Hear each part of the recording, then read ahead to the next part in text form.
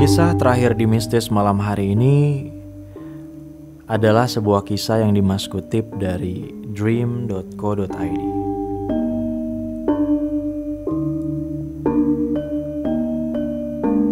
Sebuah kisah yang datang dari pengalaman seorang ibu yang memiliki seorang pengasuh untuk anaknya.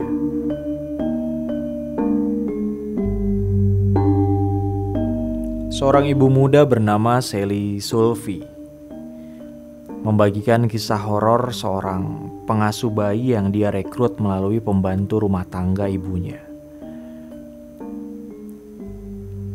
Pengasuh itu namanya Bi Ani.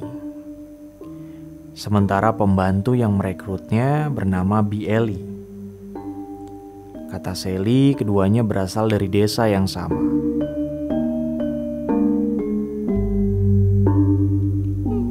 Sally butuh pengasuh bayi karena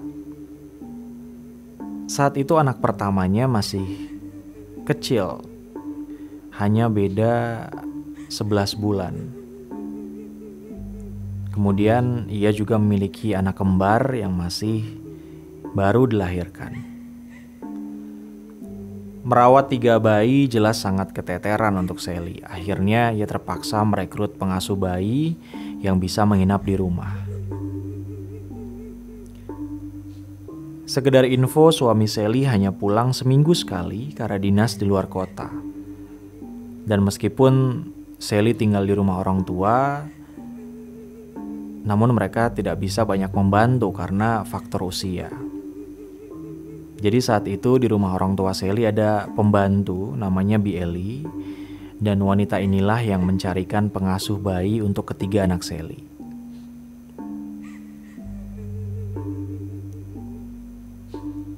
Bi Ani adalah tetangga Bi Eli di kampungnya.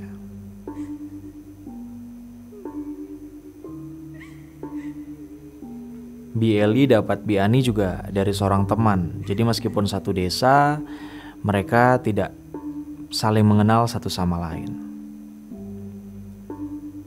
Waktu pertama kali bertemu Bi Ani, Sally sebenarnya memang sudah memiliki perasaan yang kurang enak. Wanita ini sering terlihat bengong dan pandangan matanya kosong.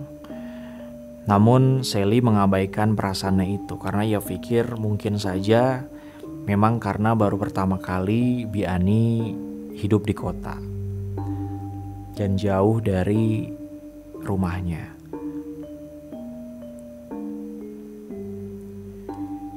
Sally akhirnya membagi tempat tidurnya. Ia tidur dengan anak pertamanya yang masih minum ASI dan salah satu dari bayi kembarnya yang bungsu. Sementara Bi Ani diminta tidur dengan bayi kembarnya yang besar. Mereka semua tidur dalam satu kamar, hanya beda kasur.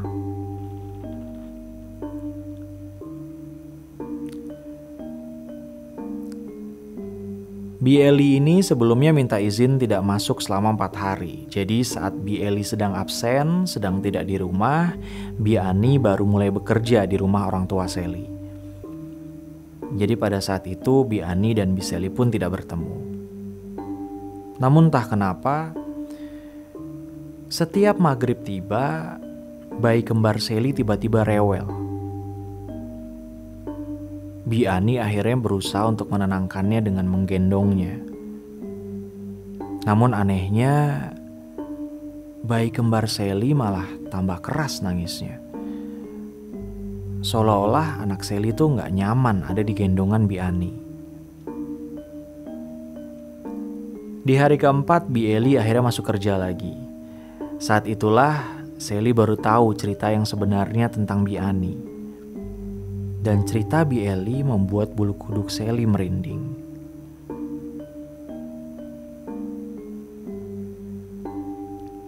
Menurut Bi Eli,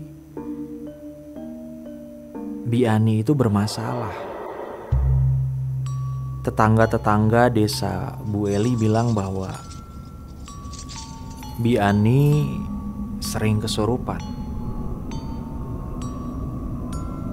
Mendengar itu, Sally jelas kaget. Bi Eli juga cerita bahwa sebelum bekerja di Sally, Bi Ani pernah jadi pengasuh di rumah seorang dokter. Dokternya tinggal di desa sebelah. Orang tua anak ini sibuk, jadi anaknya sering ditinggal berdua dengan Bi Ani. Kata Bi Eli, saat mengasuh anak dokter tersebut, Bi Ani tiba-tiba kesurupan. Ia melakukan tingkah yang aneh, seperti berjoget ala ronggeng. Dan balita yang diasuhnya dimain-mainkan seperti golek atau boneka. Dan karena balitanya nangis ketakutan, Bi Ani saat itu malah memukulinya. Sally langsung merinding mendengar cerita Bi Eli.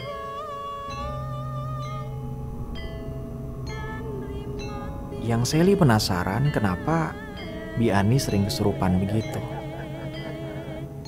Menurut Bi Eli lagi, ayahnya Bi Ani ternyata dalang di kampung pelosok desa. Dan dalang di pelosok desa itu banyak melakukan ritual mistis. Jadi ayah Bi Ani sering bertapa di gunung demi kesuksesan karirnya. Namun karena ilmunya gak kesampaian atau gak kuat, akhirnya imbasnya ke diri sendiri dan anak-anaknya. Mendengar penjelasan tentang ayah Bi Ani, Sally semakin ketakutan. Dia berniat untuk memberhentikan Bi Ani dari pekerjaannya.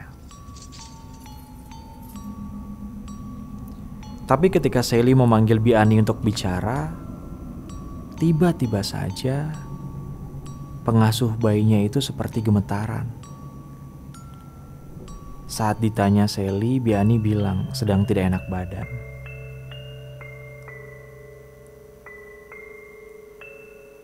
Ya udah Bi, sekarang istirahat aja di kamar. Kalau Bibi mau izin pulang dulu juga gak apa-apa, kata Sally saat itu dengan sedikit ketakutan. Saat berjalan ke kamar, Bi Ani seperti bicara sendiri dan kejangnya semakin menjadi. Dengan sigap, Bi Eli menuntunnya masuk ke kamar. Begitu masuk kamar, tingkah Bi Ani semakin aneh.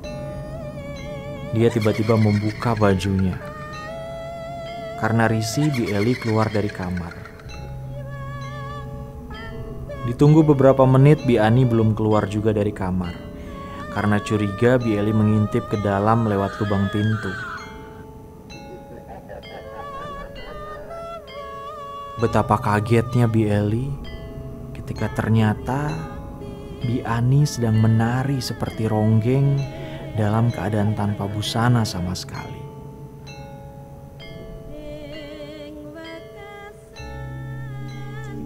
Saat itu ayah Sally langsung memanggil seorang ustadz untuk meruqyah Bi Ani.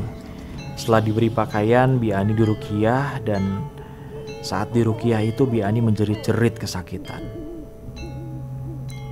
Suasana sangat mencekam. Ustadz bilang bahwa ada jin jahat yang bersemayam di dalam tubuh Bi Ani. Dan jin ini selalu mengikuti Bi Ani kemanapun pergi. Selesai diruqyah, Bi Ani diantar pulang oleh Bi Eli menggunakan angkot. Dan ternyata di dalam angkot ini Bi Ani kesurupan lagi hingga Bi Eli malu dibuatnya. Sally langsung memberhentikan Bi Ani hari itu juga.